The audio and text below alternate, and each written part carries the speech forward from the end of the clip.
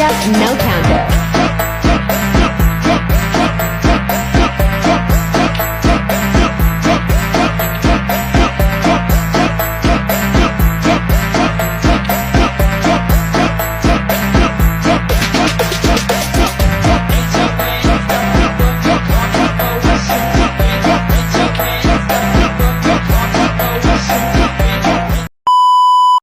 Nah, sebelum kita masuk ke materi, kita harus tahu dulu nih, apa sih fungsi telinga itu?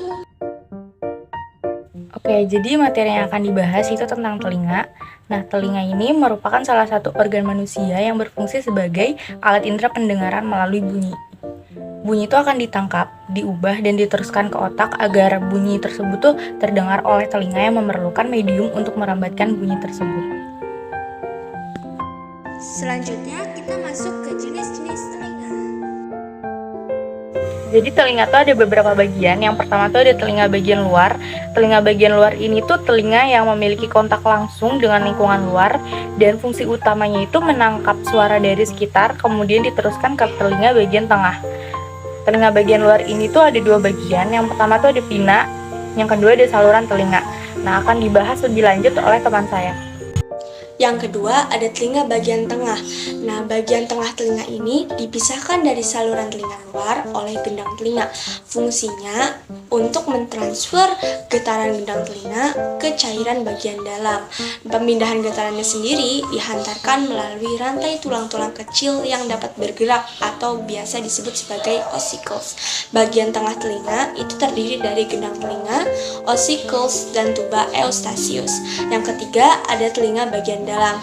Nah, telinga bagian dalam sendiri merupakan bagian terakhir dari telinga yang berfungsi untuk menerjemahkan gelombang suara menjadi informasi yang dapat kita kenali. Bagiannya terdiri dari koklea, vestibular, dan semikular. Nah, ada berbagai macam bagian-bagian telinga nih. Apa saja sih? Yuk kita lihat. Telinga. Yang pertama ada daun telinga atau pina. Daun telinga atau pina ini adalah bagian terluar dari telinga dan juga dia bereaksi langsung dengan suara. Nah, daun telinga itu kan bentuknya tuh kayak corong gitu kan. Nah, dia tuh berfungsi untuk suara tuh biar lebih masuk ke dalam lagi gitu. Dia ngebawa suara ke lebih dalam lagi, ke dalam telinga lebih dalam. Terus dia juga mengatasi perbedaan tekanan udara dari luar telinga dan juga dalam telinga. Nah, kedua ada saluran telinga. Saluran telinga ini berfungsi untuk mencegah hewan dan debu masuk ke dalam telinga. Gendang telinga atau membran timpani merupakan membran yang berada di ujung saluran pendengaran dan menandai awal telinga yang berbentuk kerucut pipih. Gendang telinga ini sangat sensitif terhadap gelombang suara, dan jika terkena gelombang suara, maka bagian ini akan bergetar. Ossicles adalah tulang-tulang yang menyusun telinga bagian tengah dan menghubungkan membran timpani dengan telinga bagian dalam. Ossicles ini memiliki 3 tulang, yaitu malleus atau palu, incus landasan, dan stapes atau sangurdi. Gelombang yang masuk akan menyebabkan adanya getaran pada gendang telinga. Kemudian getaran tersebut akan dilanjutkan ke ossicles yang dapat memperkuat suara tersebut dan mentransmisikan suara dari membran timpani ke telinga bagian dalam. Oke, untuk bagian selanjutnya itu ada tuba eustachius. Tuba eustachius menghubungkan telinga luar dengan telinga bagian dalam. Fungsi utamanya yaitu untuk mengontrol tekanan dalam telinga agar tetap sama seperti tekanan udara di luar tubuh, menjaga keseimbangan tekanan di telinga, melindungi telinga, membantu ventilasi telinga, dan menjaga tekanan udara yang sama di kedua sisi membran timpani. Tuba eustachius akan tertutup saat istirahat dan akan terbuka saat kita menelan sehingga telinga tidak mengalami tekanan yang berlebihan. Selanjutnya kita akan membahas ke telinga bagian dalam.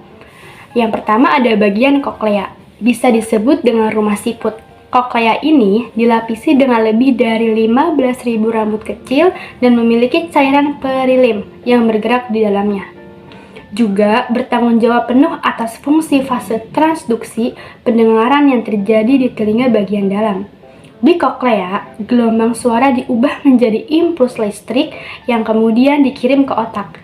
Otak selanjutnya menerjemahkan impuls ke dalam suara yang kita ketahui dan kita pahami. Selanjutnya vestibular.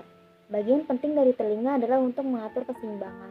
Bagian penting tersebut terdiri dari utricle dan sepul, yaitu sel rambut yang menjaga keseimbangan posisi kepala terhadap gaya gravitasi. Mereka ini juga disebut reseptor gravitasi. Selanjutnya semikular. Semikular merupakan saluran setengah lingkaran yang terdiri dari kanalis semicircularis horizontal, kanalis semicircularis vertikal atas, dan kanalis semicircularis belakang, di mana masing-masing kanalis ini terdapat ampula. Ampula sendiri memiliki fungsi mengatur keseimbangan dinamis yang menentukan kesadaran posisi kepala saat terjadi gerakan memutar atau rotasi. Ternyata ada penyakit atau gangguan pada telinga loh. Seperti apa sih? Ada beberapa jenis penyakit atau gangguan pada telinga. Yang pertama ada otitis externa. Otitis externa atau biasa disebut sebagai swimmer's ears merupakan peradangan pada bagian telinga luar.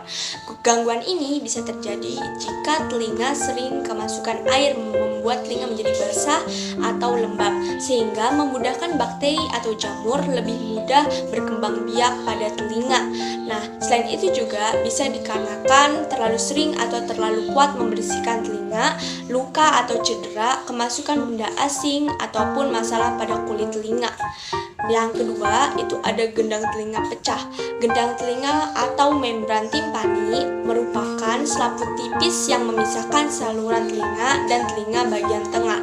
Hal yang menyebabkan gendang telinga bisa pecah itu karena yang pertama, infeksi telinga tengah atau otitis media yang parah yang tidak diobati. Yang kedua, suara yang sangat keras seperti ledakan. Yang ketiga, benturan atau cedera di bagian kepala atau telinga, dan masih banyak lagi. Yang ketiga ada otosklerosis. Nah, pada bagian ini tulang-tulang pendengaran itu kaku dan tidak dapat bergerak. Hal ini membuat penderitanya sulit mendengar atau sering mengalami telinga berdenging. Lalu bagaimana sih cara mencegah gangguan pada telinga? Ada beberapa tips cara mencegah gangguan pada telinga. Gunakanlah pelindung pendengaran jika berada di lingkungan yang memiliki tingkat kebisingan tinggi. Waspadai kebisingan. Berhati-hatilah menggunakan earphone. Jika menggunakan earphone, maka aturlah volume agar tidak terlalu keras. Berikan waktu bagi telinga untuk beristirahat. Periksalah telinga secara teratur. Tes pendengaran dan pemeriksaan telinga sebaiknya menjadi kegiatan kesehatan yang